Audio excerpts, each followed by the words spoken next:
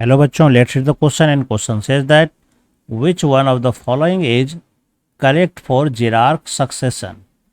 तो यहाँ पर हम लोग जानेंगे जेरार्क सक्सेशन के बारे में। तो चलिए इसको हम लोग जानते हैं। तो जेरार्क सक्सेशन का मतलब क्या होता है? इस सक्सेशन का मतलब होता है कि सक्सेशन इन ड्राई एरिया। अगर ड्राई एरिया में सक्सेशन होता है, जैसे कि डेजर्ट में होता है, तो ऐसे सक्सेशन को हम लोग कहेंगे जेरार्क सक्सेशन, है ना। और यहाँ पर सबसे पहले जो आता है वो लाइकेन आता है ना।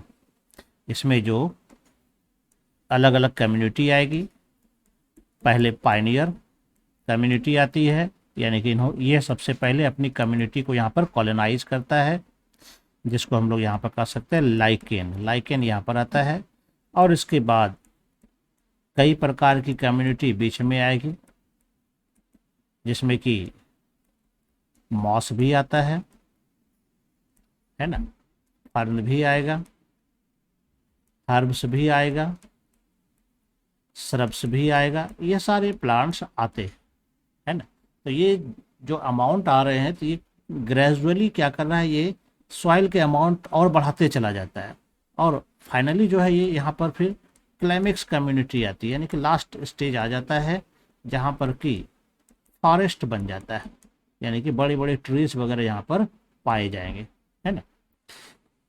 तो इस दौरान हम देख रहे हैं कि जहाँ पहले ड्राई कंडीशन था पाइनरी स्टेज में, और लास्ट में क्या होता है, काफ़ी अच्छा कंडीशन में पहुँच जाता है। तो एक तरह से हम लोग कह सकते हैं कि यह मेजिक कंडीशन में पहुँच जाता है, यानी कि शुरुआत में जो ये था किस कंडीशन में था, यहाँ पर जो था वो जेरिक कंडीशन था, जबकि यहाँ पर जब लास्ट में आ जाता है तो ये मेसिक आ जाता है ना।